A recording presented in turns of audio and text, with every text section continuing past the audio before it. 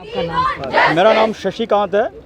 ये श्वेता मेरी cousin sister है। हमारा एक ही कहना है कि जो सुसाइड नोट इससे मिला है उसने गंभीर आरोप लगाए हैं कॉलेज पर, और कॉलेज के कुछ पर्टिकुलर दो जो स्टाफ मेंबर्स हैं भागवत और नैनी, उन पे खासकर उसने इल्ज़ाम लगाए हुए हैं कि इन्होंने मेंटली हरास करके रखा हुआ है, जिसकी वजह से वो बहुत तंग आ चुकी थी और उसको ऐसा कदम उठाना पड़ा।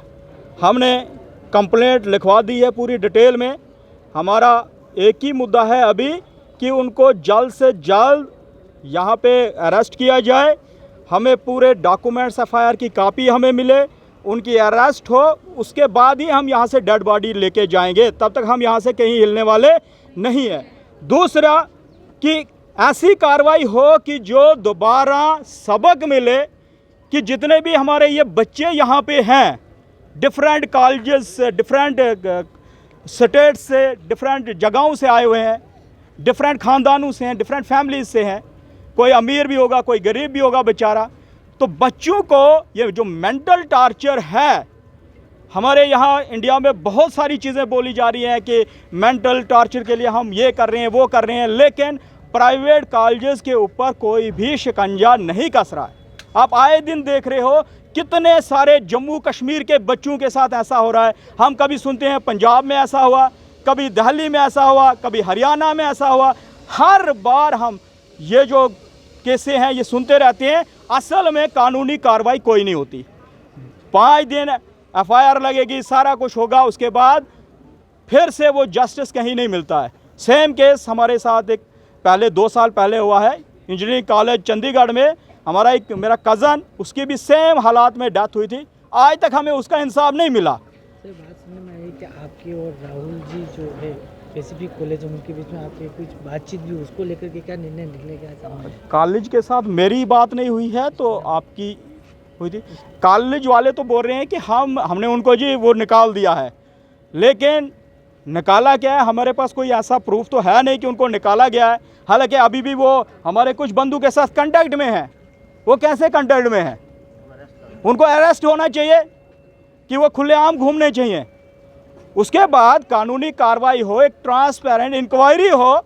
इंक्वायरी में अगर वाकई वो दोषी निकलते हैं तो उनको सख्त से सख्त सज़ा मिलनी चाहिए।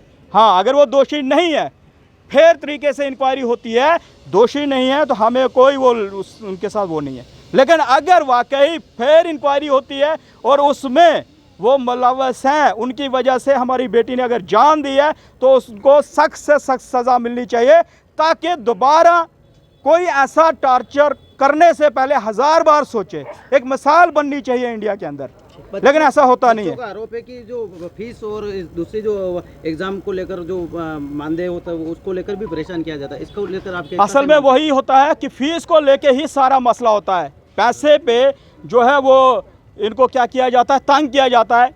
हालांकि गवर्नमेंट सिलेक्शन होती है, गवर्नमेंट सिलेक्शन का मतलब है कि फी पे करेगी गवर्नमेंट। गवर्नमेंट की वजह से कभी कभी स्कॉलरशिप में डिले हो जाता है।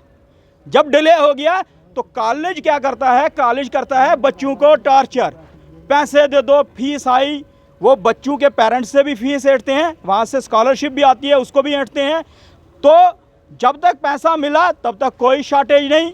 और ऐसा भी आरोप है कि कुछ बच्चे तो कभी आए नहीं स्कूल, उन्होंने पैसा फेंका, उनके कॉलेज तो वो पास हो गए। वो कैसे पास हुए? फिर इस पर इंक्वायरी हो ना, कि जो बच्चा कभी कॉलेज आया ही नहीं उसकी शॉर्टेज नहीं निकल रही है, लेकिन जो बच्चे रेगुलर आ रहे हैं, पैसे टाइम पे नहीं मिल रहे हैं, हालांकि पैसे भी दिए गए थे, तो उनकी शॉर्टेज निकाल के एक नया बैच बनाया जा रहा है। बस 5 साल 6 साल से यही सिस्टम चलते आ रहा है। एजुकेशन के नाम पे कहीं ना कहीं इन लोगों ने कहीं धंधा तो नहीं बना दिया? धंधा ये सर, ये प्राइवेट कॉलेजेस ने टोटली ये it is a business hub.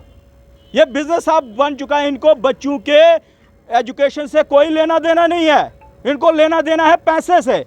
पैसा मिलेगा तो एजुकेशन चलेगी, पैसा नहीं मिला तो एजुकेशन नहीं चलेगी। मुझे बताओ वो टीचर कैसा है जिस टीचर को ये पता नहीं मेरा स्टूडेंट किसी स्ट्रेस में है।